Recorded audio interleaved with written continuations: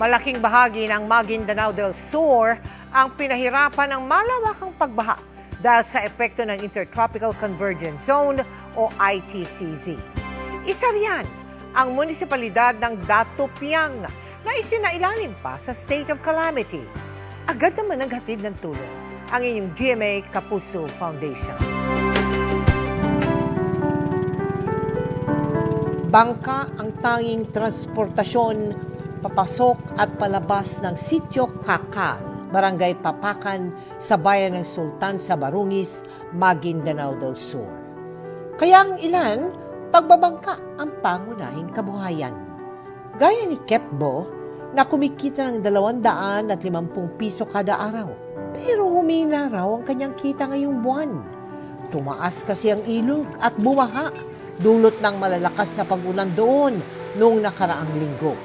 Kaya lubhang delikado ang bumiyahe.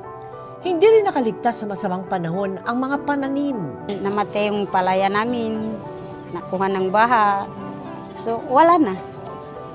Wala na kaming hanap buhay kundi yan, minsan may bangka na para sa pasahero. Kung walang pasahero, di wala na. Sa pagtungo ng GMA Kapuso Foundation doon, sinalubong tayo ng mga residenteng nabaha. Binigyan natin sila ng food packs. Ang hirap din na sa ngayon na mapuntahan dahil talagang lubog sa tubig yung mga daanan pagpunta doon sa barangay at halos isolated yung barangay kapag panahon ng tag-ulan. Malaking bagay ito sa kanila dahil naramdaman nila na may nakapag-alala sa kanila, naalala sila. Sa kabuuan, nakapaghatid tayo ng tulong sa 20,000 individual na nasalanta ng pagbaha sa mga bayan ng Sultan sa Barungis, Mama Sapano, Datupiang at Dato Abdullah Sangki sa Maguindanao del Sur sa ilalim ng ating Operation Bayanihan.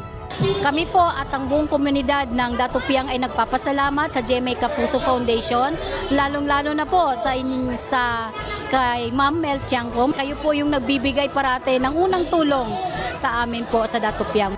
Maraming salamat din sa Sumifro Philippines Corporation. Sa mga nais tumulong, maaari po kayo magdeposito sa aming mga bank account o magpadala sa Cebuana Luwalier. Pwede ring online via GCash, Shopee, Lazada, Globe Rewards at Metrobank Credit Card.